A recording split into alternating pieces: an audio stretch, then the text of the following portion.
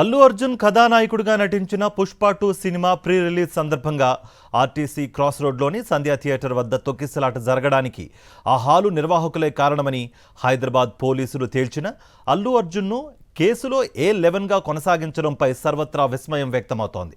గత ఏడాది డిసెంబర్ 4న చోటు చేసుకున్న ఈ ఘటనలో రేవతి అనే మహిళ చనిపోగా ఆమె కుమారుడు శ్రీతేజ్ తీవ్రంగా గాయపడ్డాడు. ఈ ఘటన పట్ల అల్లు అర్జున్ దిగ్భ్రాంతి వ్యక్తం చేశారు. రేవతి మృతికి సంతాపం తెలిపారు.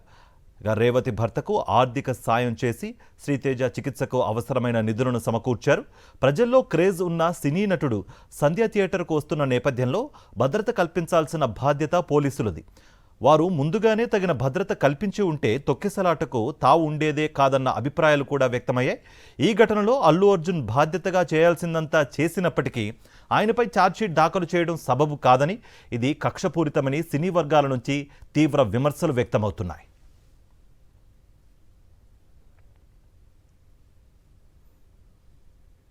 అయితే సంధ్యా థియేటర్ తొక్కిసలాట ఘటనలో అల్లు అర్జున్ను A11గా చేరుస్తూ పోలీసులు ఛార్జ్షీట్ దాఖలు చేసిన నేపథ్యంలో మరి ఆంధ్రప్రదేశ్లో తొక్కిసలాట ఘటనలకు బాధ్యుడైన ప్రస్తుత ముఖ్యమంత్రి చంద్రబాబుపై ఎన్ని కేసులు పెట్టాలని మేధావులు, సామాజికవేత్తలు, ప్రజాస్వామ్యవాదులు ప్రశ్నిస్తున్నారు. ఈ ఘటనలో అల్లు అర్జున్ బాధ్యతగా చేయాల్సిందంతా చేసినప్పటికీ ఆయనపై ఛార్జ్షీట్ దాఖలు చేయడం ఎన్నో ప్రశ్నలను రేకెత్తిస్తోందని ప్రజా సంఘాల నేతలు చెబుతున్నారు.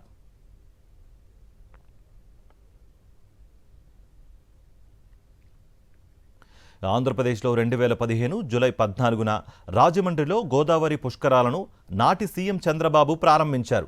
ఆ సమయంలో తన ప్రచార ఆర్భాటం కోసం ఒకేసారి భక్తులను ఘాట్లోకి వదలడంతో తొక్కిసలాట జరిగి 29 మంది మరణించారు.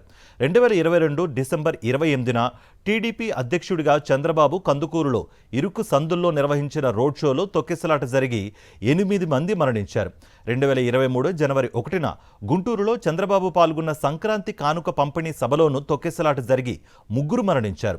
ఇలా పలు ఘటనల్లో తొక్కిసలాటతో పదుల సంఖ్యలో జనం చనిపోవడానికి చంద్రబాబే బాధ్యుడని స్పష్టంగా తెలుస్తోంది.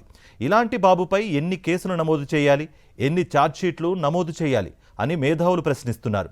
తెలంగాణలో అల్లు అర్జున్కు ఒకలా, ఏపీలో చంద్రబాబుకు మరోలా న్యాయం ఏమిటని ప్రశ్నిస్తున్నారు.